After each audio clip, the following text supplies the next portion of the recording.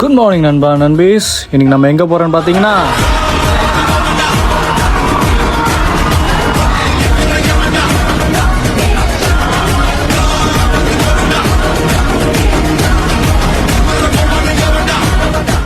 Jananayagan FDFS போய் பார்க்க போகிறோம்.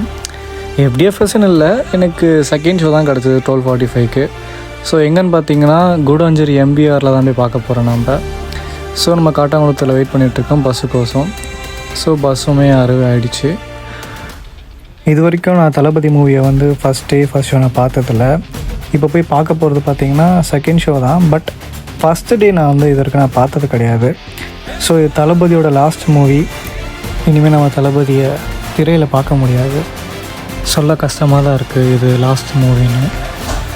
ஸோ இதுக்காச்சும் நம்ம வந்து ஃபஸ்ட் டே போய் எப்படியே போய் பார்த்துடணுன்னு சொல்லிவிட்டு அப்படியே டிக்கெட் வாங்கிட்டேன். அங்கே போய் நல்லா செலிப்ரேட் பண்ணணும், நல்லா ஆட்டம் பாட்டம் கொண்டாட்டம் போடணும்னு எனக்கு ஒரு ஆசையாக இருந்துச்சு.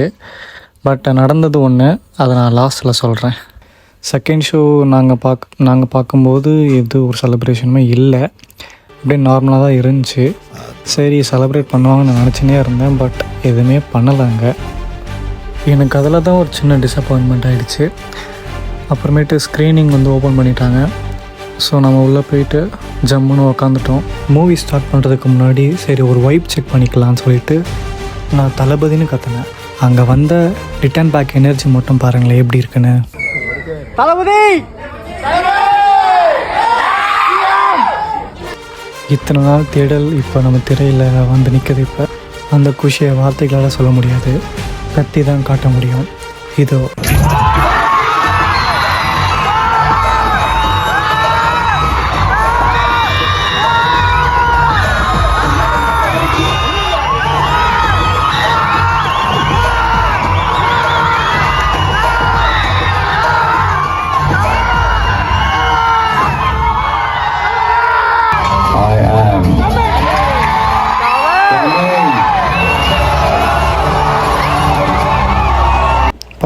என்ன மாதிரி சதிக்கிருக்காங்க. ஐயோயோ, ஒரு அன்எக்ஸ்பெக்டடான டைட்டில் கார்டை போட்டு தேட்டரே பிளாஸ்ட் பண்ணிட்டாரு.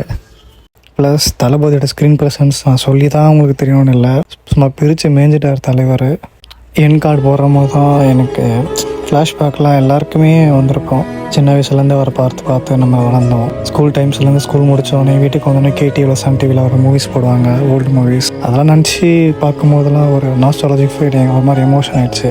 நம்ம சந்தோஷத்துலையும் சரி சோகத்துலையும் சரி நம்ம இந்த மூவிஸ் பார்த்துட்டு நம்மளுக்கு ஒரு மோட்டிவேஷனாக ஆகியிருக்கு, ஒரு உற்சாகமாக வந்திருக்கு. நம்மளோட வாழ்க்கை இங்கேயும் முடிஞ்சிடாதரா, இன்னும் கண்டினியூ ஆகும், நமக்கு நிறைய ஆப்பர்ச்சுனிட்டிஸ் இருக்குன்னு அவர் படத்து மூலியமாக சொல்லியிருக்காரு, ஸ்பீச் மூலியமாக சொல்லியிருக்காரு. அதெல்லாம் நம்ம எதுவுமே மறக்க முடியாது, அதான் உண்மை.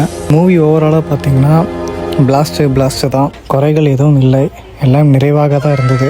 யாராவது தளபதி மூவி செலிப்ரேஷன் பண்ணணும்னு நினச்சிங்கன்னா மாஸ் செஞ்சு போயிடாதீங்க. இதுக்கப்புறம் இன்னொரு வீடியோ வரும், நான் அதில் காட்டுறேன் எதுக்கு நீங்கள் மால்ஸில் போயிட்டு செலிப்ரேஷன் பண்ண முடியாதுன்னு.